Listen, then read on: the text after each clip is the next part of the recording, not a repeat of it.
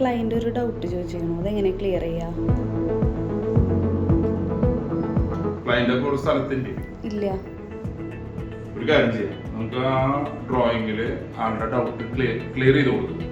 ആ ക്ലിയർ ചെയ്ത് കൊടുക്കുന്നത് താനൊരു വീഡിയോ നമുക്ക് അയച്ചു കൊടുക്കും. ഓക്കെ അല്ലേ? ഇത് ഇവിടെയാണ് നമ്മുടെ കിണർ വരുന്ന ഭാഗം ഇവിടെയാണ്.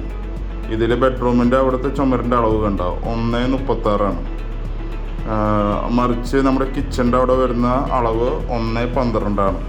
അപ്പോൾ അതായത് ഇതിൻ്റെ ലൈൻ നോക്കുമ്പോൾ ഈ ഒരു വ്യത്യാസം ഉണ്ട്. അതായത് 24 സെൻറ്റിയുടെ വ്യത്യാസം കാണും. അതായത് ഒരു ചുമരിൻ്റെ കനം വ്യത്യാസം ഇവിടെ കുറവാണ്.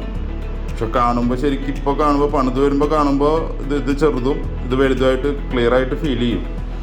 ഡ്രോയിങ്ങിൽ കാണുന്ന ഈ ചെറിയ വര പോലെയില്ല. അതുപോലെ തന്നെ ഈ ലൈൻ നമ്മുടെ സിറ്റ് ഔട്ടിൽ നിന്ന് വരുന്ന ചുമര് പർഗോളയുടെ ലൈൻ, ഇത് ശരിക്ക് ഈ ലൈനിൽ വരികയാണെങ്കിൽ നമുക്ക് ഈ കിച്ചൺ ഒന്നുകൂടി ചെറുതാവും. അപ്പോൾ പിന്നെ നമ്മളതിന് ചെറുതാക്കാൻ നിന്നില്ല, പരമാവധി കൊണ്ട് നീക്കി.